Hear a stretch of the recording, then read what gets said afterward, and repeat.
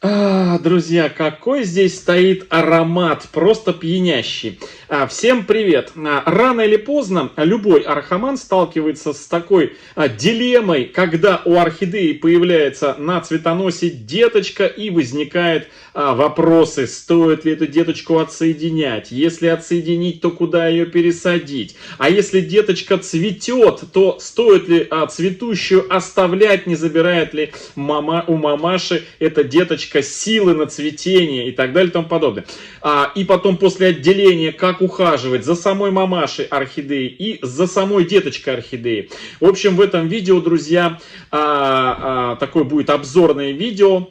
На примере орхидеи Монтерей, который у нас имеется целый плейлист, посвященный этим орхидеям, как раз таки и отвечает на все эти вопросы. Друзья, в разделе, еще раз повторюсь, плейлистов на нашем канале есть плейлист Монтерей, орхидеи мультифлоры Монтерей, где у нас собраны все видео по уходу вот за этой вот красавицей и за другой красавицей, которая стоит сейчас рядом с экраном, которая в прошлом году у нас с вами выдала несколько деточек на цветоносах. При этом она несколько месяцев цвела, плюс еще и деточки выпустили цветоносы и тоже зацвели, как и вот эта вот роскошная орхидея Монтерей бабочка, на цветоносе у которой на одной из почек появилась вот такая вот деточка.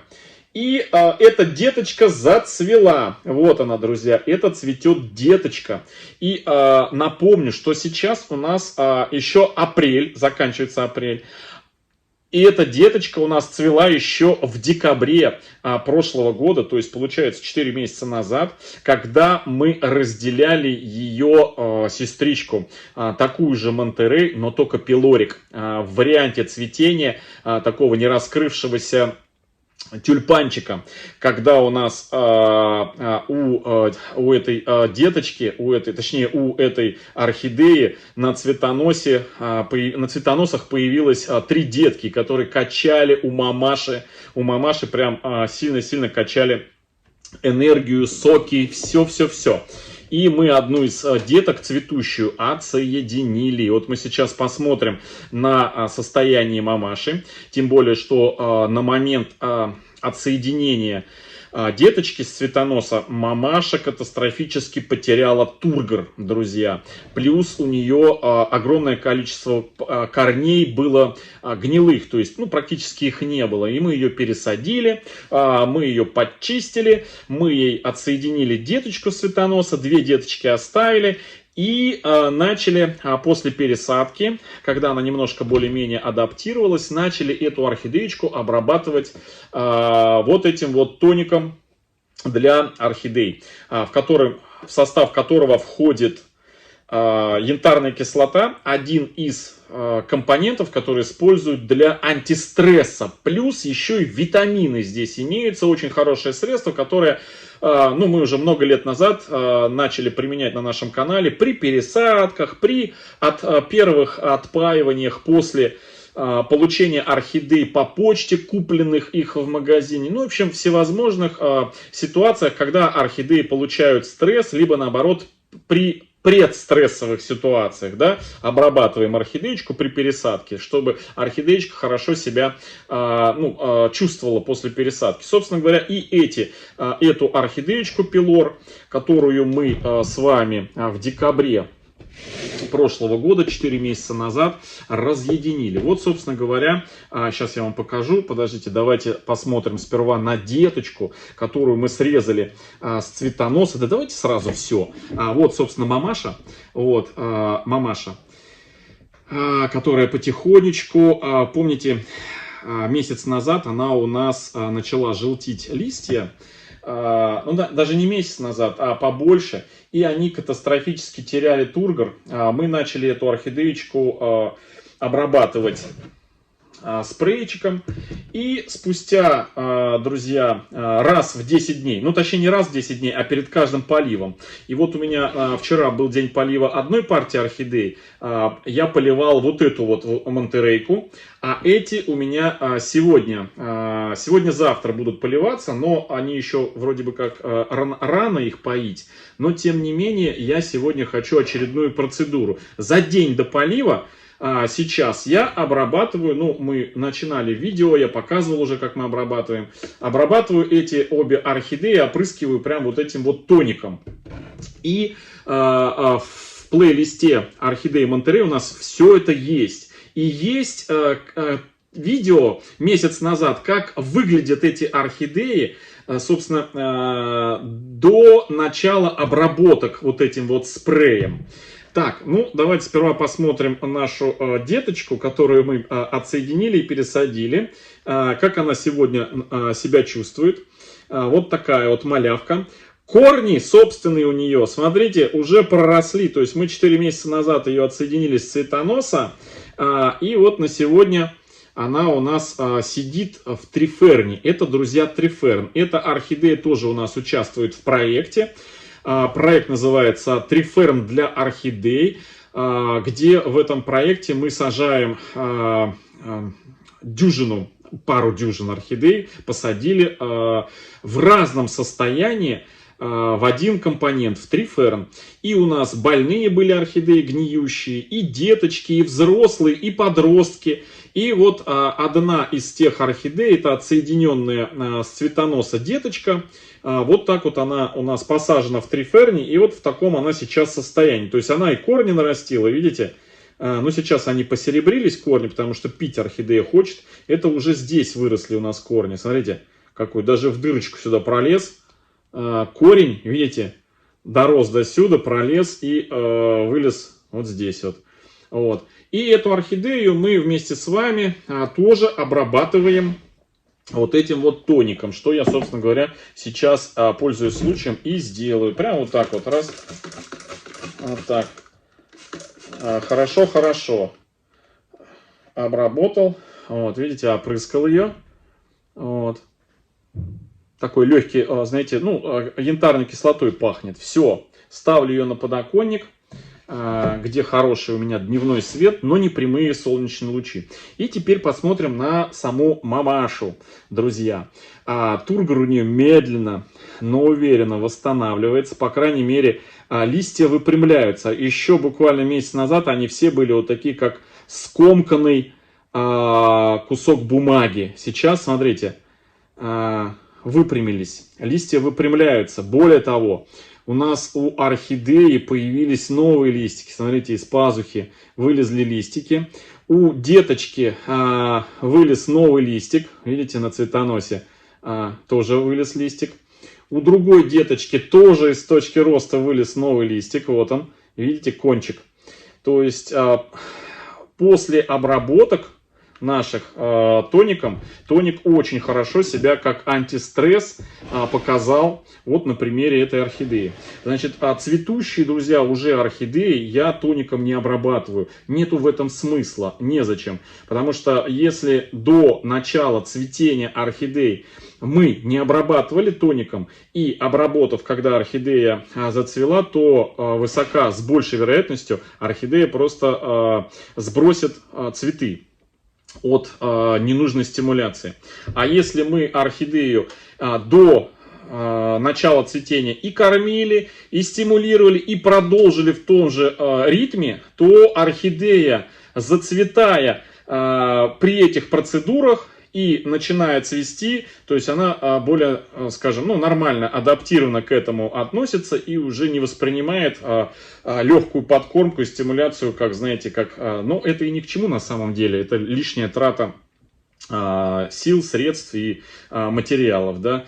Тоник, тем более, что в магазине сейчас не такой уже и бюджетный по цене, хотя у нас есть на канале плейлист, который так и называется «Домашний тоник для орхидей», где мы повторяем его из витаминов и янтарной кислоты, которые продаются доступно в аптеке, буквально за копейки, и по цене выходит у нас ровно в 20 раз дешевле. Найдите этот плейлист, кто еще не смотрел, как приготовить точно такой же тоник, но в 20 раз дешевле. Напомню, что вот этот тоник стоит сейчас у нас почти под 300 рублей. Представляете, сколько стоит в 20 раз дешевле из тех витамин и из той янтарной кислоты, которые продаются обычно в аптеке.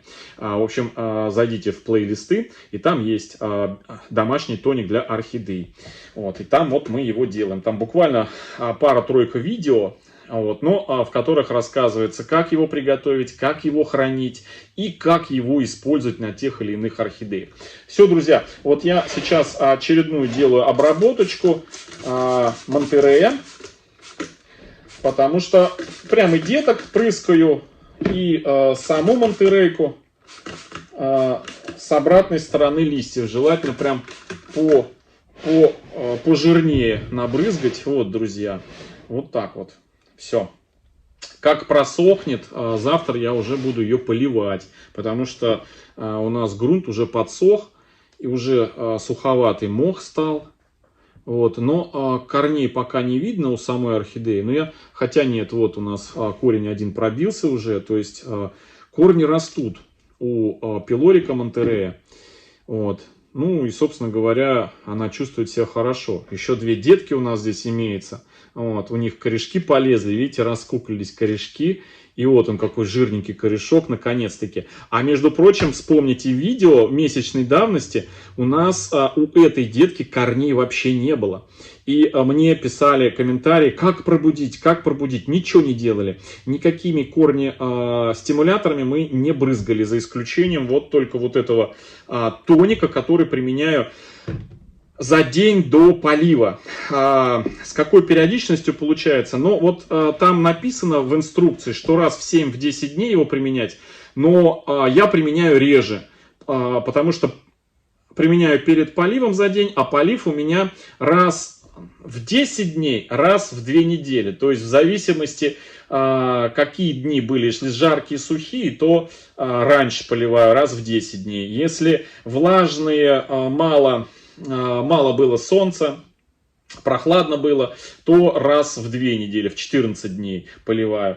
Но это опять же не по дням я считаю, а считываю по корням и по состоянию, как испаряется вода. Все, друзья, вот такое состояние у Монтереев. Просто спрашивали в комментариях, как там Монтереи, живы ли? Живы. Видите, живы и прекрасно себя чувствует. Видео отделения детки, пересадки вот этой вот детки и так далее и тому подобное, все у нас в плейлисте в этом имеется. Можно посмотреть. У нас все видео в режиме онлайн происходят, и все проекты можно отследить, всех орхидеечек. Ну и по поводу, значит, вот этого Монтерея. Сегодня раз у нас речь про Монтереи. Хочу показать, ну, во-первых, как цветет уже. Уже полгода точно цветет. Вот это надо по видео посмотреть, как долго она зацвела. Ну, давно цветет. Она еще в декабре цвела, сейчас апрель, уже 5 месяцев. И до этого она, ну, довольно-таки уже долго цвела. Что хочу, друзья, показать вам. Спрашивали, как она себя чувствует в той конструкции, эта деточка, которую мы вот сюда прилабунили. Что это за конструкция? Это конструкция, которая собирает корни детки, орхидеи, которые полезли от деточки в разные стороны пучком. Мы их аккуратненько, ну, намочили. Начал мочить накануне, за день.